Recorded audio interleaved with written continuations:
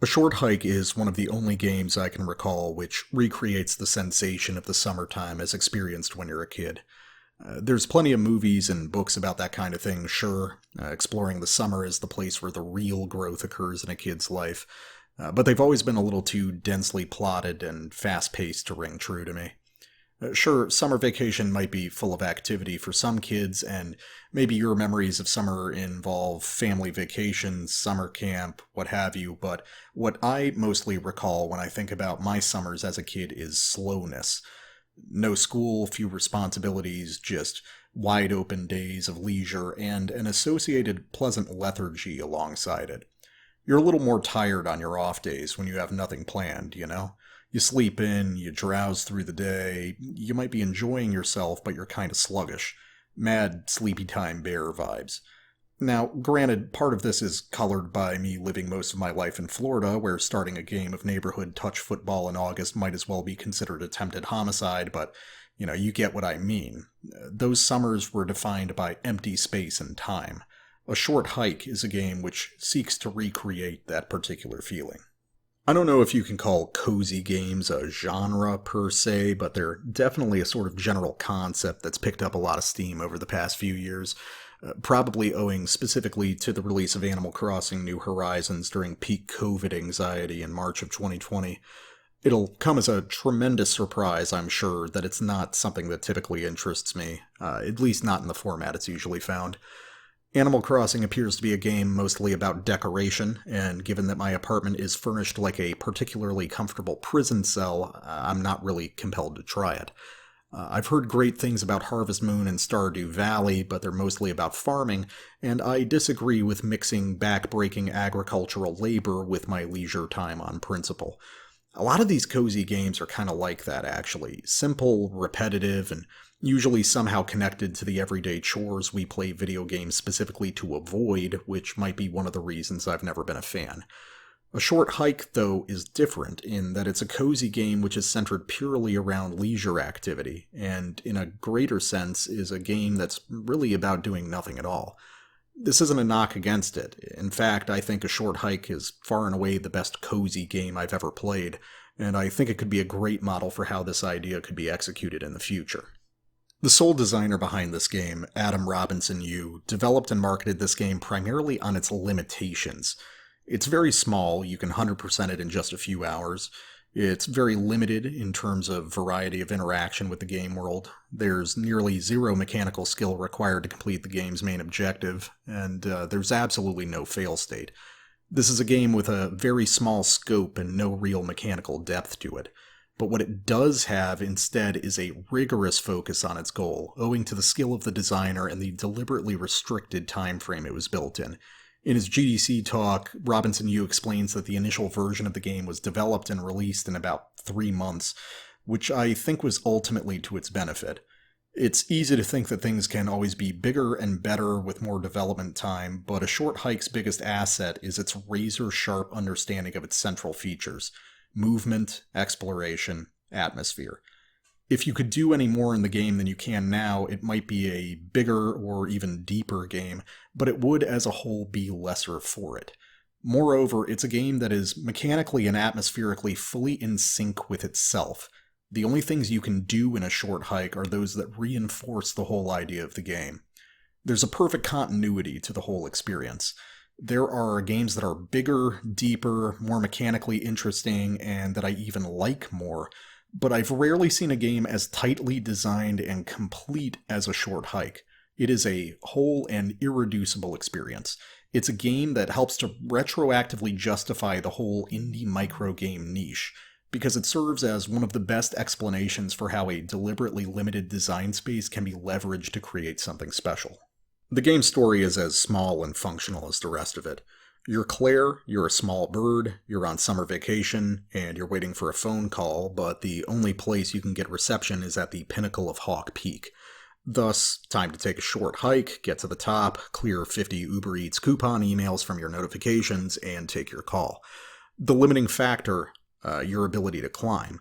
Claire can jump and glide with her wings, but to climb or flap her wings to build altitude, you'll need to find golden feathers to progressively upgrade your stamina bar to make your way to the top of Hawk Peak. It takes about 8 golden feathers to make it to the top, but there's about 20 in the game, as well as 2 silver feathers which increase the stamina value of every golden feather you have. Now, while you can beat the game with just 8 feathers, you would have to be an insane person to mainline the game like that, because the moment you feel the movement in this game, gathering all 20 will rapidly become the primary focus of your experience. Games as an artistic medium have a few things going for them which are relatively unique. One of these things is movement within a virtual space, decoupled from the reality of physics here on Earth. Good movement in a game is something so essential to the overall quality of a game that it can be almost forgotten about when discussing them. It's incredibly difficult for an otherwise good game to come back from a bad movement system.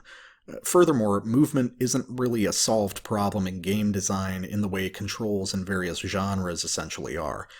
Every game demands a bespoke solution for the feel of movement, and it's more art than science. Great movement can take a lot of different forms. It could be the almost ice skating-like momentum of Doom, or the remarkably graceful drift mechanics of Split Second, or the magnificent jumping of the original Crackdown. It all depends on the individual work. A Short Hike enters that pantheon of great movement with the elegance of its golden feather mechanic. Describing what makes it so excellent is going to be a little challenging given how this sort of thing relies on tactile feel, but I'll do my best. As I said previously, Claire can jump and glide normally, and golden feathers allow for her to flap for altitude and climb walls. Gliding doesn't take any golden feather stamina. Golden feathers exist purely to gain altitude. This means you'll be gliding constantly anytime you find a spot with decent height to glide from. Movement on the ground can be a little clumsy. Claire has to navigate winding paths, and Hawk Peak is covered in stones and trees, which are easy to get caught up in when moving through its denser areas. I think this is deliberate. It encourages you to fly as much as possible since it's more efficient and simply feels better. That flight, I think, is the essence of a short hike. You don't do much mechanically in a short hike other than move around, and the flight mechanics feel polished to a mirror shine. They feel better than nearly any other game I've played with similar features. Claire's glide loses altitude very slowly, allowing you to pull off extremely long glides from relatively modest heights, which feels outstanding in part due to the automated camera feature, which does an excellent job of framing your movement 99% of the time. 1% of the time it gets goofy, but whatever. Claire's turning radius is tight but has a certain weight to it, which must have taken a tremendous amount of iteration to nail down. The combination of the flight, the sweeping cinematic camera, and the really lovely look of the game with its bright color palette and PS1-style pixelation makes for a gameplay experience that is organic and unobtrusive while still providing moments of really striking beauty. These systems all work together to reinforce the game's whole conceit, a sense of lethargic summertime exploration where smoothness and design invisibility is the highest priority. As games have evolved as a medium, they've developed more intricate mechanics, more high-minded concepts of fun that increasingly rely on systems knowledge and metagaming as fundamental parts of the experience. I don't have a problem with those things. I really like intricate, mechanics-heavy games that demand a lot from the player. However, there's something to be said for a purer play experience, one not motivated by the established, almost Byzantine systems that games have established over the years. Something more kinetic and immediate, games as toys as much as games proper.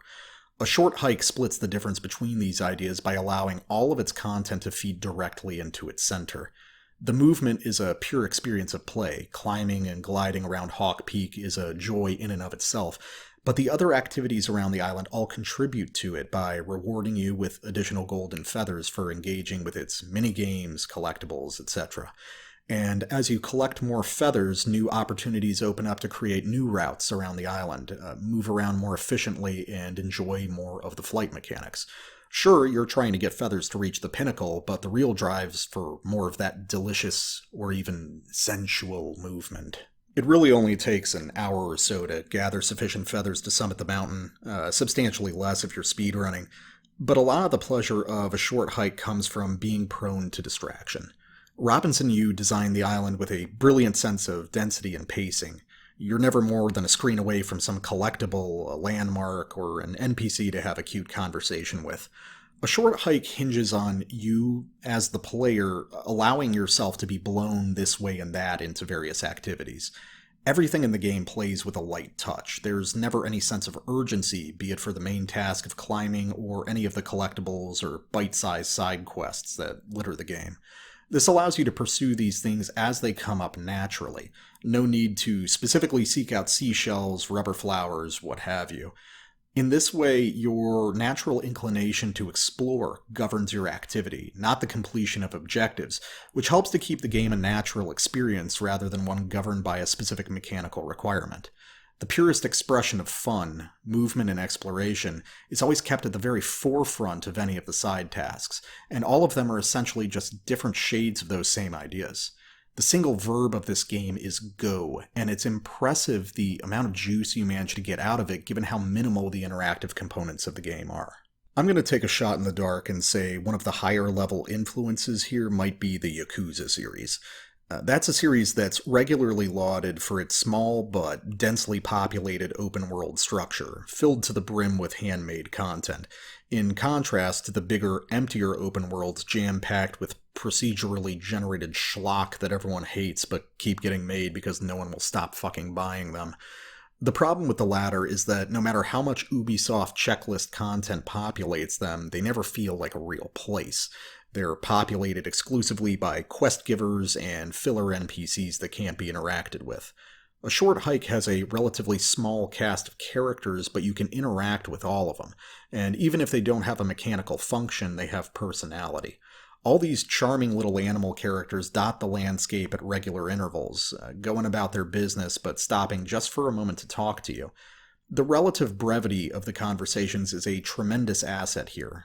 The humor never wears out its welcome, and they're actually more believable as real characters when they just have a few sentences to say.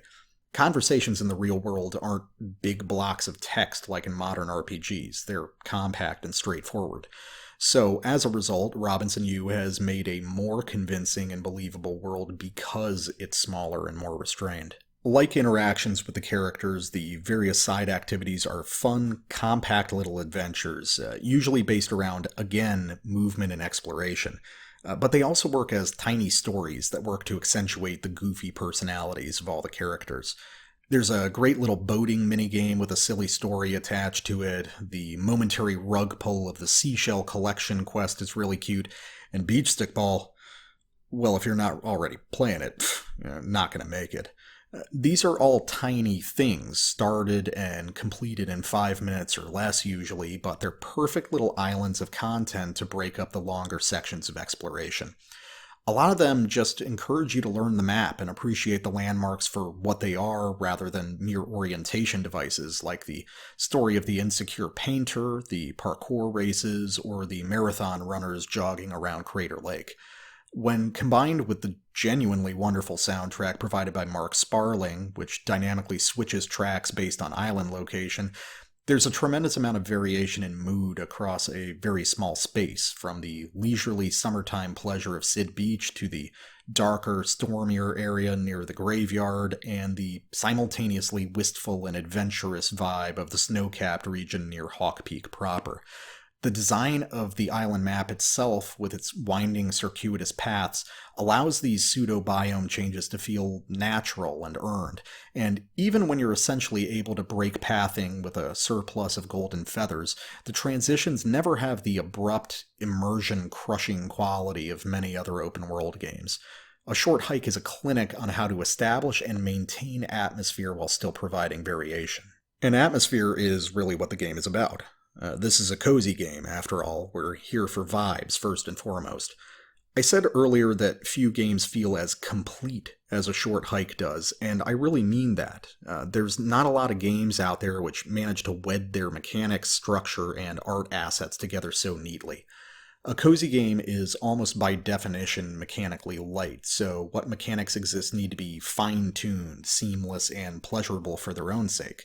Thus, the movement mechanics, which are so much fun that they're worth playing with, absent any external motivation.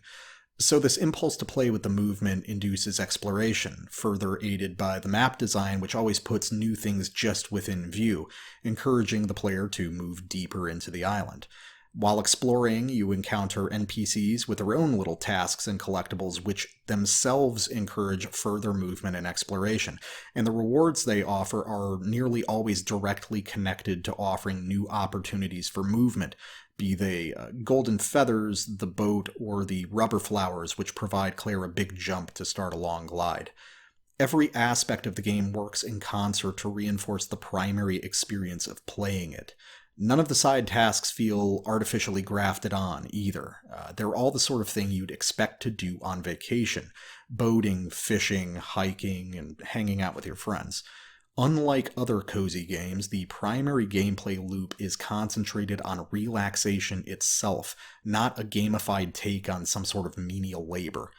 That alone makes this a stronger experience than nearly any of its contemporaries. I actually enjoy spending time in this world for its own sake, which I think is the intended goal of cozy games in general.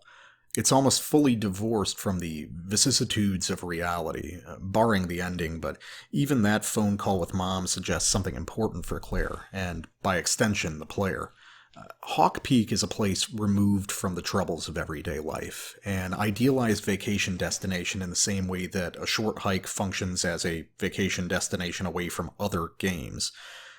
Some people have complained about the ending, but I think it works well. Claire's mom sent her away while she underwent a surgery, so she wouldn't worry. This is a gossamer thin thread connecting Hawk Peak and the game back to reality, a tiny bridge that I think is aesthetically important. The intrusion of the negativity of the real world to this otherwise peaceful location means that those two places are connected. Without it, Hawk Peak would be a place utterly unattainable. There's no way to reach it. But the connection of that phone call, unpleasant as it may be, indicates that we, in all of our character flaws and bad luck, can go there. Perfection is impossible, but 1% of imperfection is what allows the other 99 to exist. Unlike other cozy games, a short hike doesn't seek to put a happy face on debt slavery or interminable physical toil, but to provide an experience of joy and relaxation which answers only to itself.